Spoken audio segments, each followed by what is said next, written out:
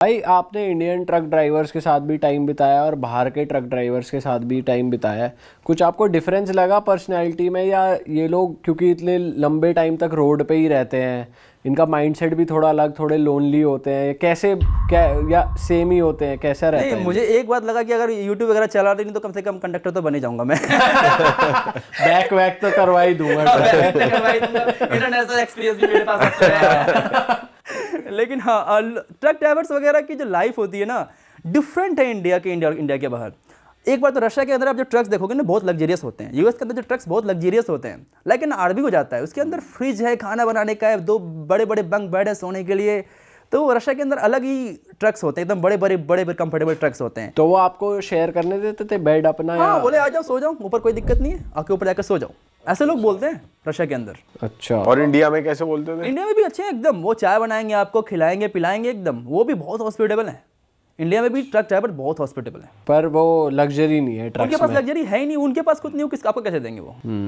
उनके पास जो है वहीं पे आपको देंगे, जो हो सकता है वही आपको ऑफर करेंगे। बट वो बहुत रिच है, लाइक अपने दिल से, कि जो भी था मुझे खिलाते थे पिलाते थे। इंडिया में भी उन्होंने किया ये। पर जब आप ये कोल्डेस्ट एरिया में थे तो मैंने देखी थी उस टाइम आपकी वीडियो, पानी वानी आप उछाल रहे थे तो वो जम जा रहा था, ऐसा कुछ हाँ, भी हो रहा था? ऐसा होता है एक्चुअली। वो जो पानी है ना, वो गर्म पानी रहती है, वो ठंडी पानी नहीं रहती है। अच्छा। वो गर्म पानी को आप जब फेंकते हो हवा में तो वो बर्फ बन जाती है तुरंत, इंस्टेंटली। भाई ऐसी कौन सी कंट्री है जो आपका ड्रीम था जाने का कि भाई मेरे को यहाँ जाना है, पर जाके इतना मज़ा नहीं आया कि यार सोचा तो कुछ और था? एक्चुअली क्या था कि जब मैंने जैसे बताया कि मुझे पढ़ाई करने के लिए जाना था, तो Germany was the best option कि जर्मनी जाओ। जर्मनी में ना बहुत सारे एजुकेशन भी फ्री हो जाती है। एजुकेशन फ्री है, जितने भी तुम इंडिया में इंजीनियरिंग करोगे तुम जर्मनी में इंजीनियरिंग कर लोगे। तो वहाँ पे एक ड्रीम था जाने का। फिर जब आप पहुंचा तो फिर मुझे काफ़ी नॉर्मल कंट्री लगी, एडवेंचरस कुछ खास लगी नहीं मुझे। कौन सी सिटी गए थे आप? सबसे पहले मैं बर्लिन गया था। बर्लिन अच्छा नहीं है ना? हमें भी इतना मज़ा नहीं आया वहाँ। थोड़ा सा ही लगा मुझे, उतना अच्छा नहीं लगा। वहाँ की नेगेटिव वाइब लगी, जैसे हम गए थे वहाँ पे तो इतना जैसे कहीं गए हो तो लग नहीं रहा था कि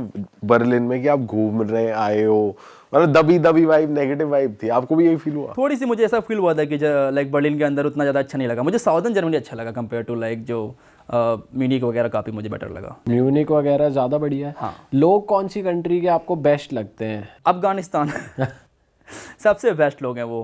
कितने मेहमान नवाज लोग हैं। कुछ भी आप बोल दो, आप एक बार बस बोल दो कि आप इंडिया से हो, कोई आपसे पैसे 1 रुपये नहीं लेगा, और ज़बरदस्ती आपको लाइक देंगे ही। लाइक नहीं आप दे ही नहीं सकते मुझे पैसे आप। भाई ये हमने बहुत सुना है यार कि ऐसा होता और जितना वो उनका प्यार इंडियन के प्रति, उतना नफरत पाकिस्तानी के प्रति है। अच्छा। बहुत ज़्यादा नफरत है उनका। उनसे डबल पैसे ले लेते हैं। हाँ, एक बार एग्जाम्पल था, मैं अफगानिस्तान में था।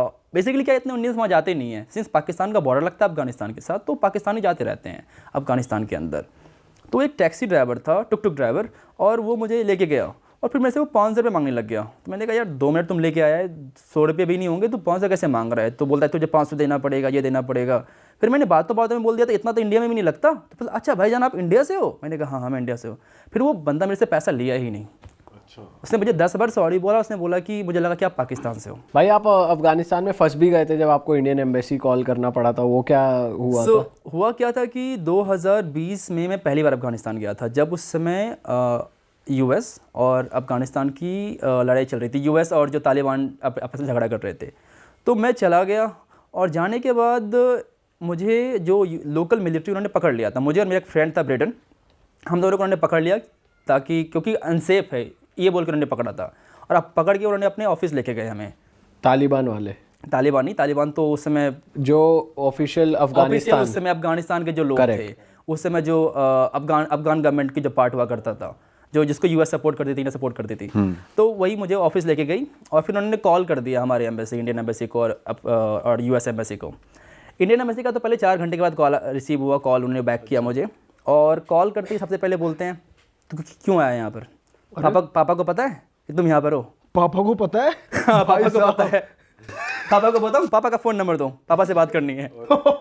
यार ये क्या, कहीं स्कूल में थोड़ी है। फिर क्या हुआ? उसके बाद मैंने कहा तुम्हें पता है यहाँ चला, तुम क्या कैसे पहुँच गए हो? और जस्ट एग्जांपल मैं देता हूँ, यूएस ने कैसे बात किया। उसने मेरे फ्रेंड को कॉल किया, ब्रेडन को, और बोला कि I know you are very adventurous, but you understand this situation is not good right now, please get out soon as possible, we will give you money, we will give flight ticket, whatever you need. अरे बाप रे। ऐसे ऐसे ही 2 बंदे का अलग अलग फिर आपको उन्होंने छोड़ा कैसे? उन्होंने फिर छोड़ दिया और मैंने कहा मैं इसी के साथ चला जाऊंगा। तो फिर यूएस एम्बेसी ने ही मेरी हेल्प की और मैं ब्रिटेन के साथ ही चला गया। देन उसके अगले दिन ही मैंने फ्लाइट निकल गया। तो आपके फ्रेंड ने बताया कि मेरे साथ एक इंडियन फ्रेंड भी है, इसकी भी हेल्प कर इसके भी हेल्प कर दो और साथ में हम दोनों निकल जाते हैं। तो हम दोनों ये तो साथ में बहुत निकल ही गए। सही चीज हो गई यार। भाई ये वैसे कितना गलत एग्जाम्पल है यार। अपनी कंट्री कह रही है कि अरे पापा को फोन करो। भाई कभी आपने इंडियन एम्बेसी की किसी और कंट्री में हेल्प मांगी और आपकी हेल्प हो गई, ऐसा हुआ है? हमेशा कुछ ना कुछ आपको गलत ही होता एक एग्जांपल देता हूँ मैं आपको। किर्गिस्तान में थे हम, हमारे एक वरुण भाई थे, हम दोनों फंसे हुए थे। हमारा कुछ प्रॉब्लम हो गया था ऑफिशियल्स के साथ कि हमें पता नहीं था कुछ रूल्स।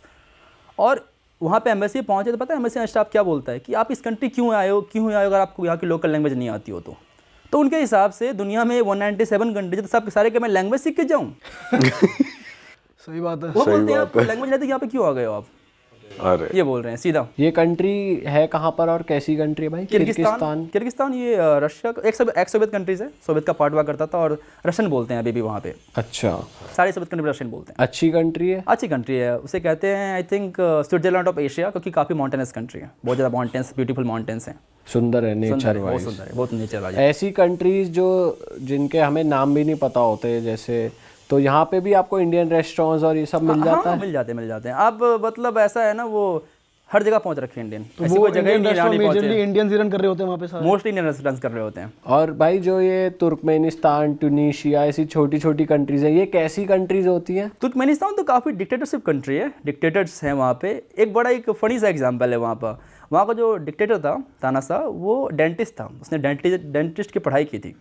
तो वो जब वापस से तुर्कमेनिस्तान में वो जब प्रेसिडेंट बना तो उसे वाइट से बहुत प्यार था, क्योंकि ऑफकोर्स डेंटिस्ट था।